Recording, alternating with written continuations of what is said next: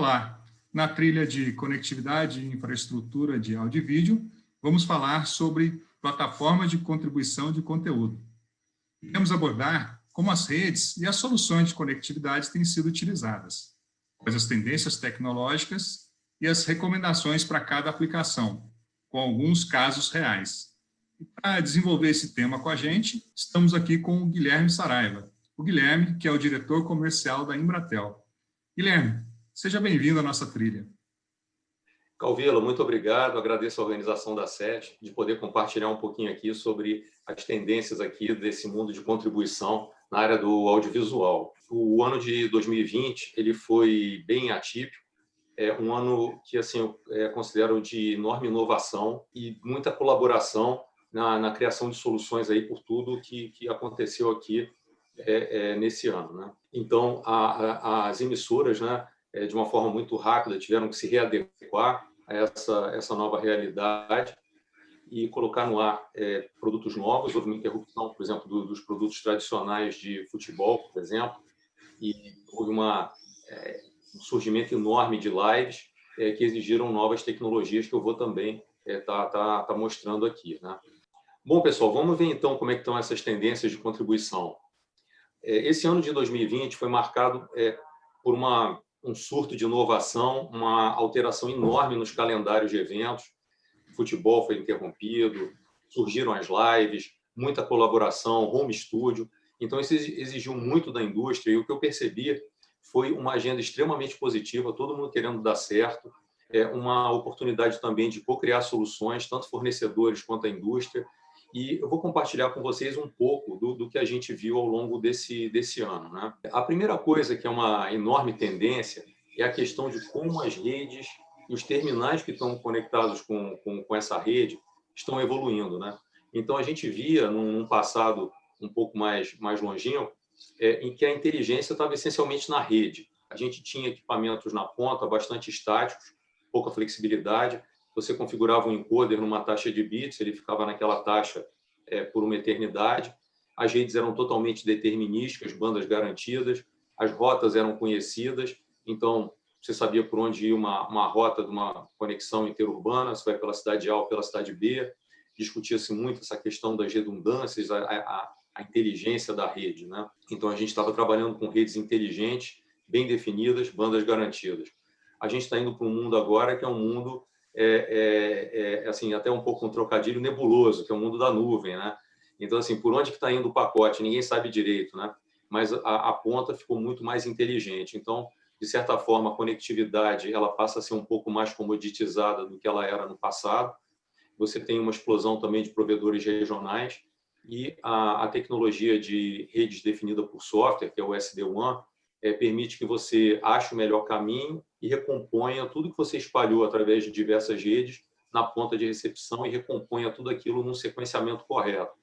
As tecnologias também, alguns chamam de ARQ ou SRT, para a parte de transmissão de vídeo, elas permitem também que você varie a taxa de transmissão ao longo de um evento, ou que também o pacote siga por caminhos diferentes e depois, independente de quanto tempo levaram, né, pacote A, pacote B, pacote C, para chegar no destino, que no destino eles sejam também reordenados. Então, a gente tem essa migração da inteligência da rede para a ponta. E eu vou falar para vocês um pouquinho também sobre essa aplicação, tanto nas redes fixas quanto nas redes móveis. Guilherme, nessa evolução, essas novas possibilidades, como é que as redes físicas têm se comportado? Como é que está esse cenário? Eu vou falar um pouquinho, então, da evolução das redes físicas, né? A gente via, talvez aí 5, 10 anos atrás, um trabalho bastante grande com redes gerenciadas para grandes eventos de grande relevância, uma preocupação muito grande com a garantia de banda. Por outro lado, também a gente já tinha aquelas ferramentas iniciais aí, bem menos evoluídas que as atuais, de web conferencing, e que a gente tinha também algumas entradas ao vivo, né, vindo através de ferramentas de colaboração.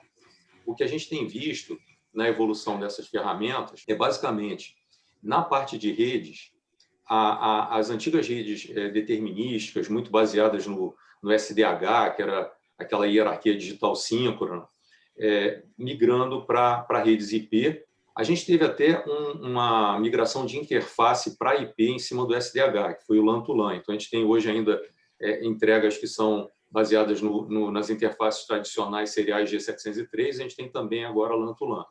Mas houve uma migração forte também para redes puramente IPs, gerenciadas, com acessos LAN to LAN e na longa distância trabalhando em cima de MPLS. Tem uma outra característica também interessante das redes físicas, é a migração para redes fotônicas, redes totalmente óticas, principalmente com velocidades a partir de 1 gigabit por segundo. A gente começa a ver também esse tipo de conexão. Então, em grandes eventos, o pessoal trabalhando com 10 gigabits por segundo, até um cliente, né, ele comenta que se ele botar 10 gigabits por segundo, ninguém reclama. Então, foi assim, meio uma solução padrão para atender alguns grandes eventos, né? Então, a rede tradicional, o tradicional SDH, que muitas vezes era trabalhado com 34 megabits por segundo, está virando 1 giga, 10 giga, e até algumas conexões 100 gigabits por segundo. Ou então migrando na longa distância para MPLS e acessos LAN to LAN.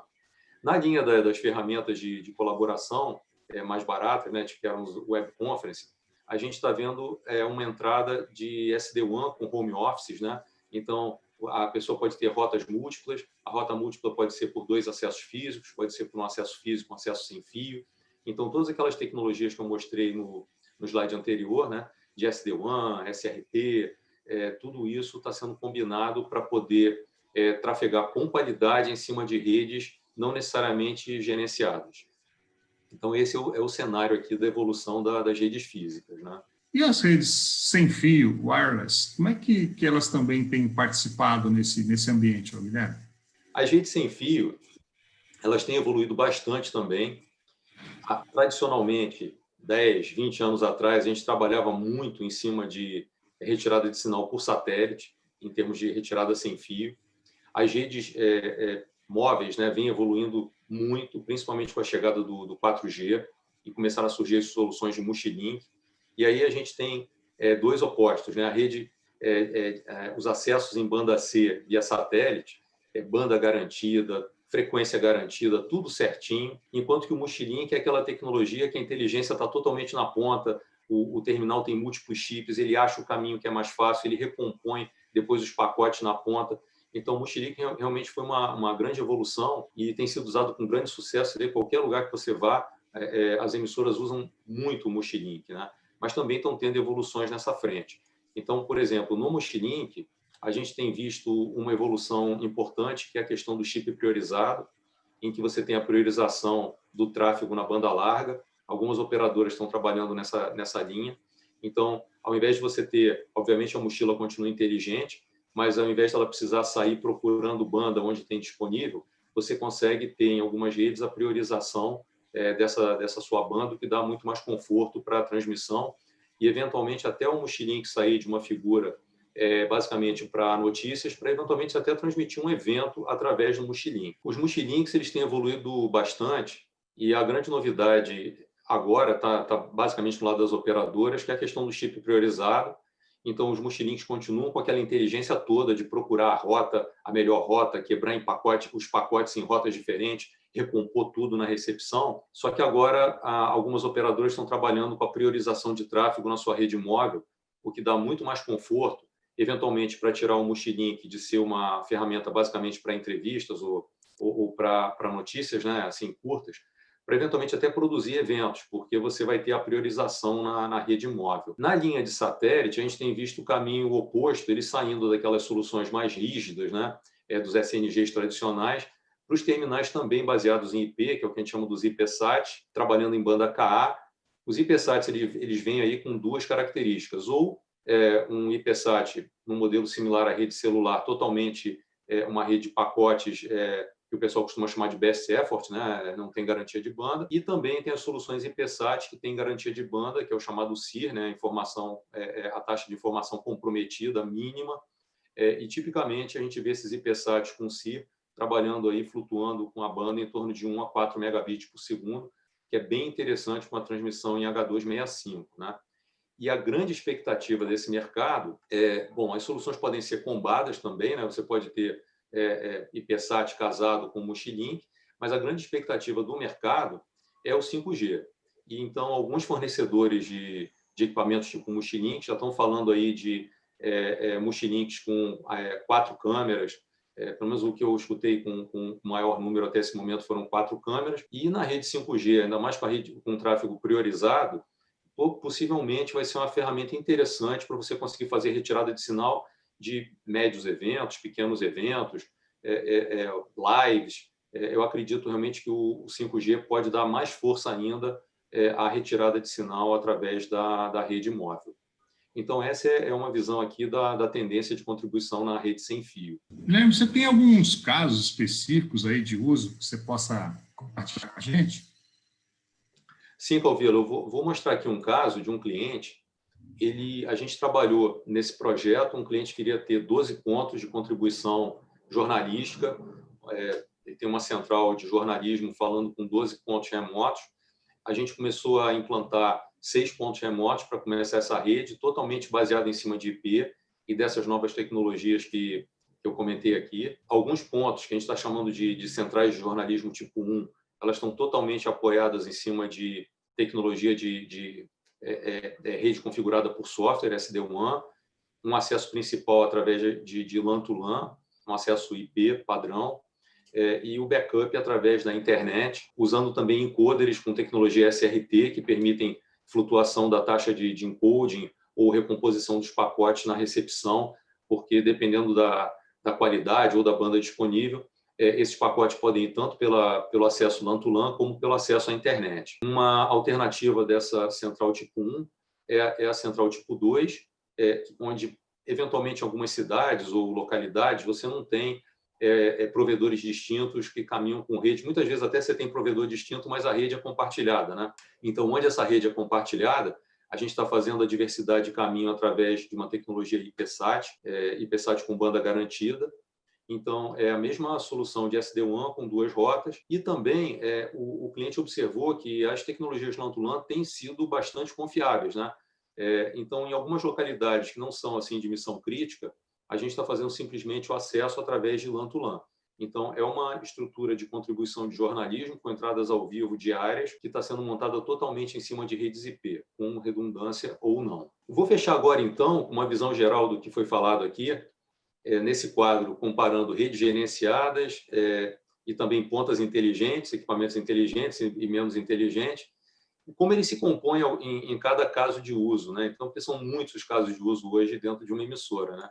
Então, as redes tradicionais, banda garantida, redes gerenciadas, a gente vê muita aplicação, principalmente em grandes ou mega eventos, em que você quer uma banda grande, às vezes de gigabit por segundo, e conexão estúdio-emissora. Então, a gente está vendo algumas emissoras aí usando também essas redes giga para conexão entre estúdios e a emissora, né? Às vezes até o estúdio numa outra cidade e uma rede de 1 giga, 10 giga, para conexão e colaboração diária de um estúdio remoto. Na parte de redes gerenciadas ainda, né, mas redes totalmente IP, a gente vê a tendência de alguns eventos que eram atendidos em redes SDH irem para redes LAN to LAN com MPLS, eventos grandes e de médio porte, eventualmente, conexão também estúdio geradora e conexão de algumas afiliadas com cabeça de rede, como o caso que eu mostrei aqui, de entradas de jornalismo diárias, né, de uma afiliada para uma cabeça de rede através de uma rede MPLS, eventualmente até combando essa solução com acesso pela internet através de uma rede definida por software, um SD-WAN. A banda larga fixa ou móvel, assim, sem ser uma rede gerenciada e também com uma ponta menos inteligente, pode ser usada em soluções de home studio, uma mesa redonda virtual. A gente tem visto bastante essa colaboração, pessoas entrando de várias cidades do país ou até de cidades diferentes do mundo, entrevistas e até conteúdo gerado pelo usuário, né? O usuário está gerando ali, está acontecendo um incidente e ele está transmitindo.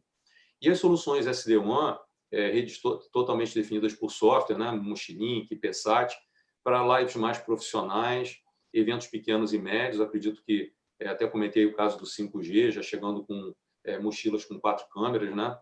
Conexão entre afiliadas e cabeça de rede, eventualmente afiliadas de menor porte, como eu mostrei no exemplo anterior, né? Algumas que não são exatamente tão missão crítica, você pode confiar nas redes sem precisar ser uma rede gerenciada. E a questão de um home studio mais profissional, em que eventualmente é o âncora de um programa e ele precisa realmente de 2 ou 3 saídas, eventualmente com um backup, rota alternativa pela rede móvel também, né? Então, esse eu diria que são os casos de uso que a gente tem visto, distribuídos entre redes gerenciadas e não, e também distribuídos entre ter uma ponta mais inteligente, com capacidade melhor de roteamento, flutuação da taxa de transmissão, ou uma ponta menos inteligente.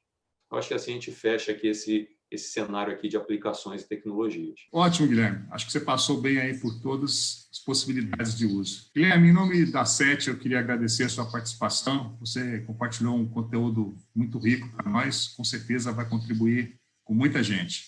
Bom, eu que agradeço, Calvila, a oportunidade e fico aqui à disposição para novas colaborações e novos eventos aí da SET. Não deixe de conferir outros conteúdos relevantes nas trilhas do nosso site. SET Experience, o melhor da tecnologia do audiovisual para você.